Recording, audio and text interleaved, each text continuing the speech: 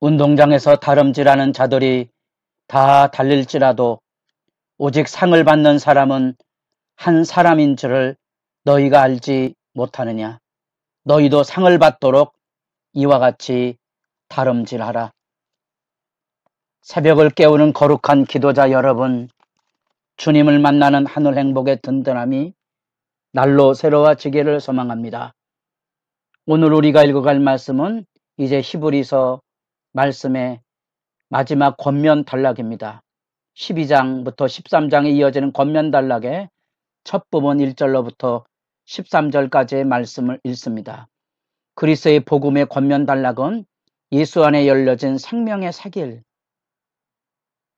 하나님을 향하여 나아갈 수 있는 그 은혜의 역사가 활짝 열려진 믿음의 새길에 대한 증언을 통하여서 하나님의 백성들이 어떻게 살아야 될지 그 구체적인 내용은 하나님께 나아가자.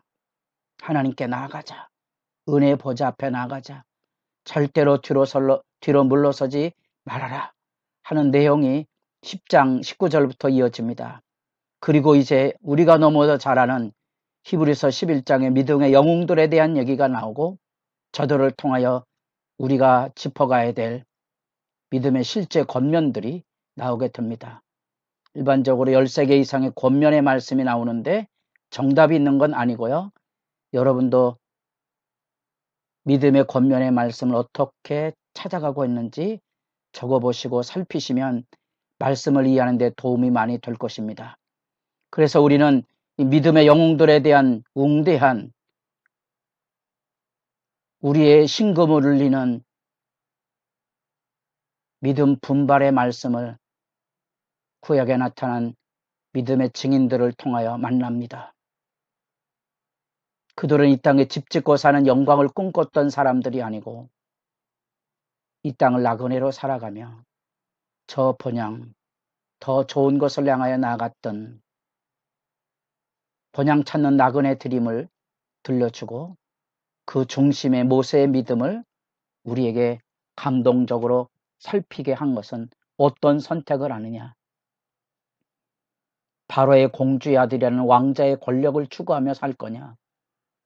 가난하고 약한 자기 백성과 고난을 받을 거냐. 영원한 안식을 위하여 이 땅의 잠시간의 쾌락을 포기하며 살 거냐. 그가 겪었던 고통과 아픔을 한마디로 요약하며 그리스도의 수모라는 표현을 씁니다. 모세가 그리스도를 알 리가 없지만 그리스도를 받는 수모를 애굽의 모든 보화보다 더 큰 재물로 여겼으니 이는 상 주심을 바라봄이라. 믿음의 바른 선택을 해야 되죠. 그 선택 안에 우리는 놀라운 믿음의 역사를 통하여 나라들을 이기고 사자입을 맞기도 하지만 때로는 순교적인 경험을 하게 되는데 그들은 투옥을 당하고 결박을 당하고 돌로 치며 쫓겨나 토굴에 거하는 유리방랑의 세월을 살아야만 했지만 그들은 세상이 감당치 못할 믿음의 영웅들입니다. 우리의 가슴이 떨린다면 우리도 이 권면의 말씀이 들려오게 될 거고요.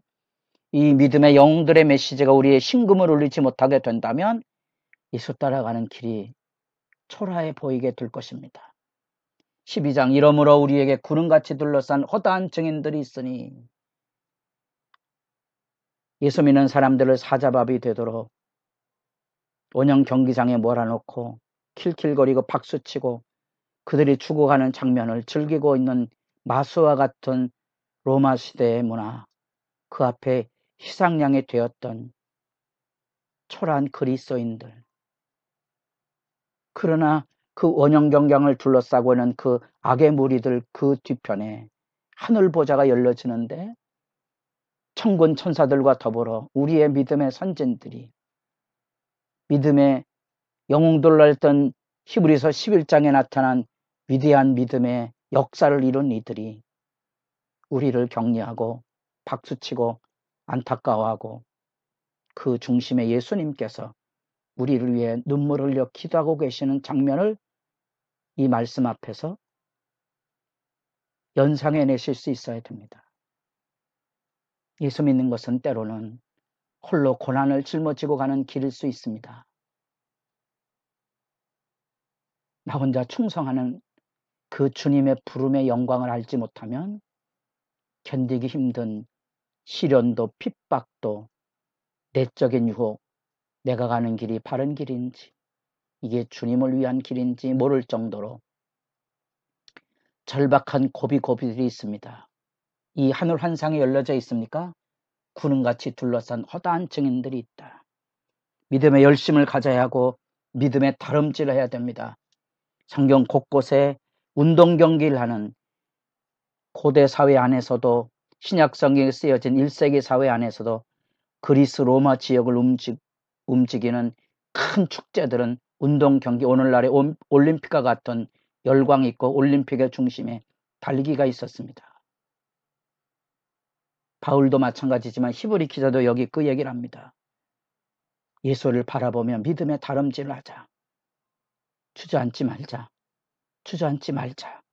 달리기 위해서 모든 무거운 것과 얽매기 쉬운 죄를 벗어버리고 우리의 내적인 죄악과 과거의 실수와 현재에 닥쳐있는 어려움들 그것 때문에 끌려가고 무너지지 말고 주님 앞에 참된 용서와 희망을 가지며 바른 관계를 유지함으로써 은혜의 보좌 앞에 나아가는 하나님의 은혜의 관계가 날마다 새로워서 결승선 그 너머 우리를 기다리고 계시는 예수를 바라보며 믿음의 다름질을 힘써 할 것을 가르치고 있습니다. 그런 점에서 보면 우리의 마음에 나는 선한 싸움을 싸우고 나의 달려갈 길을 마치고 믿음을 지켰으니 이제 후로는 나를 위하여 의의 면류관이 예비되었으므로 주곧 의로우신 재판장이 그날에 내게 주실 것이며 내게만 아니라 주의 나타나심을 사모하는 모든 자에게도니라. 바울의 이 유언적 고백을 기억하십니까? 우리의 믿음의 다름질이 날마다 새로워져야 될 것입니다. 예수 바라보기, 그 믿음의 다름질, 그는 그 앞에는 기쁨을 위하여 십자가를 참으사 부끄러움을 개의치 아니하셨더니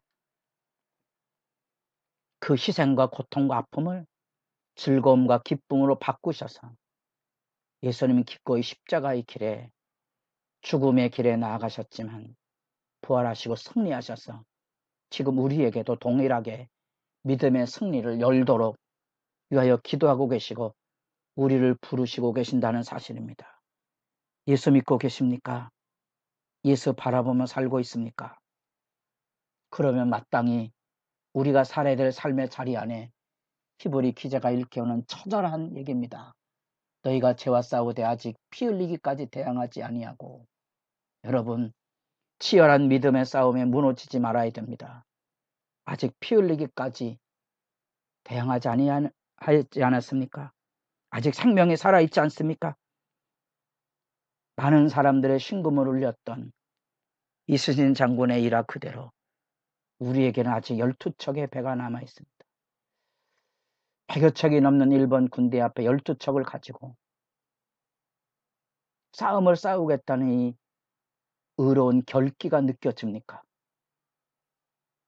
우리가 믿음의 길 걸어가며 뒤로 물러가지 말아야 될 이유가 있다면 그것이고 1세기의 이 핍박받는 신앙 공동체에 사자법이 되고 화형이 되어 무너져가는 이 처절한 현실 앞에 이 말은 가장 굉장히 가슴 아프게 다가옵니다.